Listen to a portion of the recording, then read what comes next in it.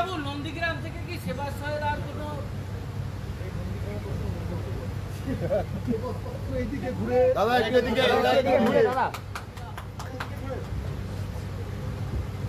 এখান থেকে কিছু হয়নি। হ্যাঁ প্রতিকূল একটা রাজনৈতিক বার্তা না, আমার কোনো উদারতা নেই। কিন্তু আমার উদারতা কেন হবে? আপনারা আমাকে মহান ভাবছেন, কোনো কারণ নেই আমাকে মহান ভাববার। আমি প্রতিকূলকে ধন্যবাদ জানাবো যে সাহস দেখিয়ে সিপিএম এর ওই বেড়াজাল ভেঙে ও তৃণমূলে এসে আমার সাথে কথা বলেছেন, তার জন্য ওকে ধন্যবাদ জানাই। আমার উদারতা কি আছে? শ্রমিক প্রদীপ কুণ্ডু আজকে নেই, আমার বিরুদ্ধে উনি 2014 সালে প্রার্থী হয়েছিল।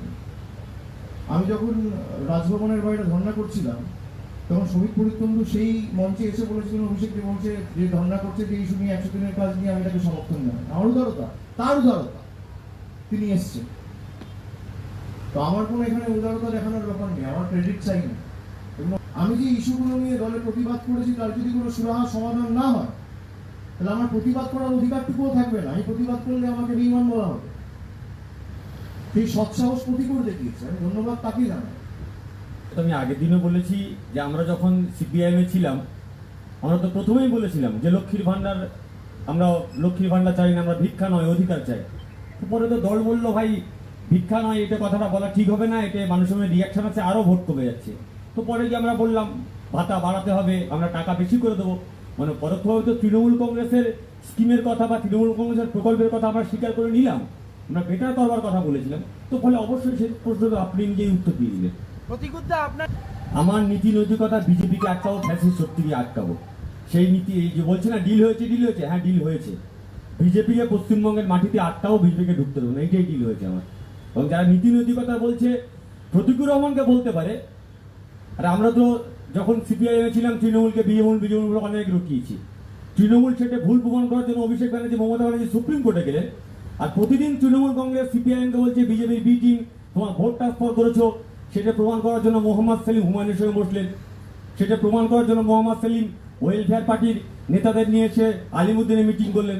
সেটা প্রমাণ করার জন্য এসডিপিআই এর মতো প্রকাশ্য সভাতে সিপিএম এর প্রতিনিধি পাঠাচ্ছেন। তো ফলে পরিষ্কার হয়ে গেছে কে কোন ডিল করেছে।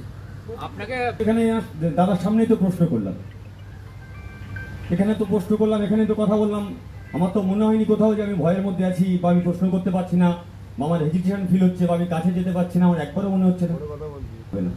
আরে লড়াই তো রাজনীতির লড়াই। এই যে গতকাল থেকে বললো যারা তোমার মেনেছিল তুমি যাদের সঙ্গে গেছো, গতকাল থেকে ফেসবুকে ডটাচ্ছে।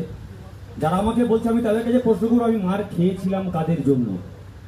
আমি তো মার খেয়েছিলাম তোমাদের জন্য। তোমরা তো আমাকে ঠেলে দূরে সরিয়ে দিয়েছো, আমি তো থাকতে চেয়েছিলাম। এটুকু বলতে পারি, দলে দম বন্ধ করা পরিস্থিতির মধ্যে অনেকেই মুখ খোলা শুরু করেছে। হয়তো আমি রাজপ্রাসাদের বাইরে এসে জিজ্ঞেস করছি রাজা একটু থামুন, ওই প্রসাদের মধ্যে ঘুমন্ত শিশু জেগে উঠেছে, প্রশ্ন করে রাজা তোর কাপড় কোথায়। আমি কোনো ব্যক্তি আক্রমণ করতে চাইনি। আমার দলের অভ্যন্তরে যারা দম বন্ধ করেছিল, সেই দম বন্ধ অবস্থা থেকে আমি নিঃশ্বাস নিতে এসেছি। তো ফলে আজকের থেকে আমার নতুন জার্নি শুরু হয়েছে। তো সেইখান থেকে যা লড়াই হবে রাজনৈতিকভাবেই লড়াই হবে, ব্যক্তিগত আক্রমণ আমি করতে চাইনি। গতকাল মোহাম্মদ সেলিম তিনি বলছিলেন যে সন্তান হারার মতন অবস্থা তার এখন হচ্ছে, কি বলবেন আপনার প্রতিক্রিয়া কি? পিতা যদি সন্তানকে নিজেই গলা টিপে হত্যা করে আর তারপর চিৎকার করে বলে সন্তান হারানোর যন্ত্রণা, কিছু বলার নেই। অভিষেক দা আজকে আমার সকল পিতা আপনি ভালো থাকবেন। আমি অনেকবার করে বলেছিলাম পিতা আমার সঙ্গে কথা বলুন, বাবা কথা বলুন, বাবা কথা বলেনি, দরজাও খোলেনি। অভিষেক দা সাধারণ সম্পাদক, আমি দলের সাংসদ। আমার এটা অধিকার যে আমার দলে আমি চাইবো তারা আসুক এবং মানুষের জন্য কাজ করার সুযোগ পাক। কিন্তু যে কজন মাঠে ময়দানে লড়াই করেছে বা চাওয়া পাওয়ার রাজনীতি যারা করেননি, যাদের রাজনীতি থেকে পাওয়ার কিছু নেই, যাদের কোনো স্বার্থ নেই, যারা স্বার্থ সিদ্ধির জন্য রাজনীতিতে আসেনি, তাদের মধ্যে আমি মনে করি প্রতিকূল অন্যতম। এবং আমি খুব খুশি হয়েছি ও আজকে এসেছি, তাই আমি ওকে ধন্যবাদ জানাই। নন্দীগ্রাম